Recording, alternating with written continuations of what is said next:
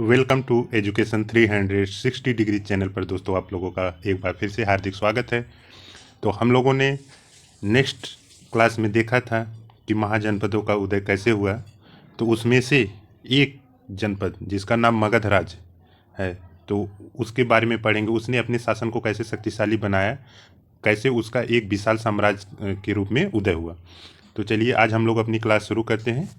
तो मगध साम्राज्य का उदय आप लोग देख रहे हैं हेडिंग के रूप में। तो पहले मैप का अवलोकन कर लेते हैं। देखिए कहाँ पे है मगध आपका, ये आपका मगध है, ये यहाँ पे। और इसकी राजधानी राजगिरी, जिसको राजगिरी कहिए चाहे राजगिरी कहिए, तो ये है मगध आपका। फिर और भी देख लीजिएगा, जैसे कुरु है यहाँ पे, पांचाल है, मत्स्य है, वत्स है, चेदी है। और इसकी राजधानियाँ वहाँ पे जो हमने बताया था, उस महाजनपद के नाम और उसकी राजधानियाँ जरूर आप लोग याद कर लिए, क्योंकि एग्जाम में हमेशा आता है। तो इस पर रिस्क मत लीजिएगा। तो चलिए आगे देखते हैं। मगध का लोकेशन यहाँ पे है, एक बार फिर आप लोगों को दिखा दे रहे हैं यहाँ पे। तो चलिए शुरू करते हैं। देखिए मगध का पहला प्रतापी शासक जो है हर्यक वंश आया। हर्यक वंश ये 544 ईस्वी से 412 ईस्वी। दोस्तों आप लोगों को लग रहा है होगा कि ये 500 से 420 ये बीसी और एडी है। BC before Christ, AD anno domini, जिसका मतलब क्राइस्ट के बाद। तो 544 से हम लोग वापस लौटेंगे। जब ये एडी आ जाएगा तो वहाँ से जन्म हुआ था क्राइस्ट का, तो वहाँ से हम लोग सीधा तब ये 1 2 3, तो इसके पहले वाले को हम लोग ईस्वी पूर्व लेते हैं, इसके बाद वाले को हम लोग ईस्वी लेते हैं। तो इसका एक लेक्चर में लेंगे, आप लोग को समझाएंगे कैसे टाइमलाइन चलती है। तो अभी यहाँ पर हम लोग देख रहे हैं मगधराज का उत्कर्ष, तो इसको पहले देख लेते हैं। जब हम इतिहास के स्रोत के रूप में पढ़ाएंगे तो वहाँ पर एडी और बीसी बता देंगे कैसे होता है उसका टाइमलाइन। तो चलिए देखते हैं आगे बढ़। 16 महाजनपदों में से एक मगध साम्राज्य के रूप में हर्यक वंश का उदय हुआ। उस समय 16 महाजनपदें हैं। नेक्स्ट क्लास में आप लोगों ने पढ़ा है कि कौन कौन से, उसकी क्या राजधानियाँ थी। तो उसमें से एक शक्तिशाली राज्य के रूप में या साम्राज्य के रूप में कहिए इसका उदय हुआ। तो वहाँ का पहला शासक जो है बिम्बिसार था। ये आपका देखिए, तो हमने हाईलाइट कर दिया है उसको। आप लोग पहले भी कई बार बता चुका हूँ और बताता रहूँगा कि उसको आप लोग नोट करते रहिए।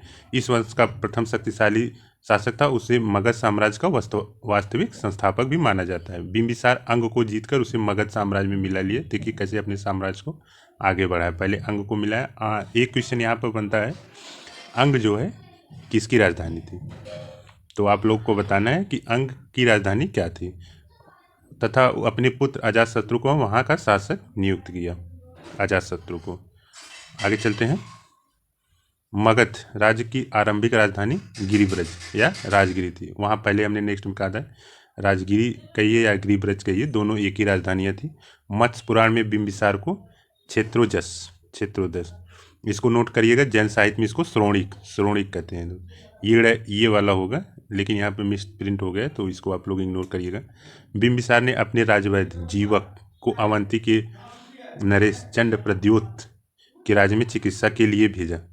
तो यहाँ पर मोस्ट इंपॉर्टेंट है, जीवक को कई बार पूछा गया है किस राज्य में भेजा, तो आप लोगों को ये नोट डाउन कर लेना है। आगे चलते हैं।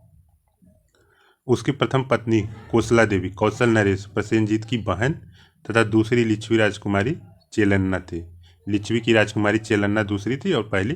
देखिए साम्राज्य एक तो कई तरह से बढ़ाया जाता है। एक तो वहाँ पे आक्रमण करके या आत्मसमर्पण करके, फिर यहाँ पर इन्होंने अपनी जो है फॉरेन पॉलिसी, जिसको आज लोग विदेशी नीति कहते हैं, विदेश नीति, तो यहाँ पर शादी करके भी अपने साम्राज्य को देखिए कैसे आगे बढ़ाते हैं। तो उसका समझ लीजिए कि नेक्स्ट डाइवर्जन है आज के समय में। तो देख लीजिए वहाँ भी पहले ये समझ लीजिए फर्स्ट डाइवर्जन था, यहाँ पर सेकंड डाइवर्जन है कि कैसे अपने साम्राज्य को बढ़ाया जाता है। तो यहाँ पर शादी के भी द्वारा बढ़ाया जाता है, युद्ध के भी द्वारा बढ़ाया गया। तो आगे चलते हैं हम लोग। अजातशत्रु, ये देखिए अजातशत्रु मोस्ट, इनका शासनकाल 492 से 660 ईस्वी पूर्व था।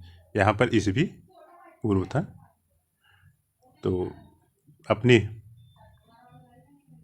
पिता बिम्बिसार की इन्होंने हत्या कर दी थी।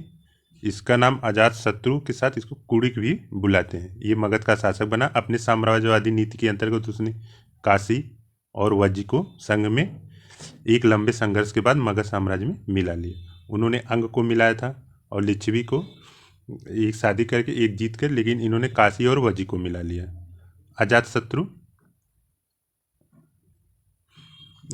नए हथियारों का प्रयोग किया जिसमें रथ मूसल, इसको नोट कर लीजिएगा, और महाशिला कंटक नामक हथियार। आपने बाहुबली मूवी देखी होगी तो वहाँ पर ये दोनों नाम लिए जाते हैं।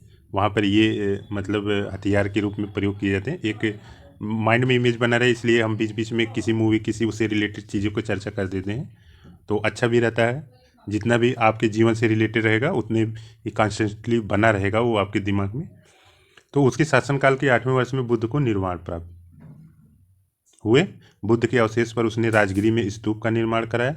इसी काल में राजगिरी की सबसे बड़ी गुफा बौद्ध संगीत का आयोजन किया। आप लोगों ने नेक्स्ट क्लासेस में पढ़े थे, जब हम बौद्ध धर्म पढ़ाए थे तो उसमें हमने बताया था कि राजगिरी में जो सप्तपर्णी गुफा है तो उसमें पहला बौद्ध संगीति आयोजित की गई थी, जिसमें बुद्ध शिक्षाओं को सुत्त पिटक और विनय पिटक, यहाँ पर समझने में ज़्यादा कठिनाई नहीं होगी क्योंकि मैंने पहले ही बुद्ध का जो बताया था, तो यहाँ पर लिपिबद्ध किया गया था।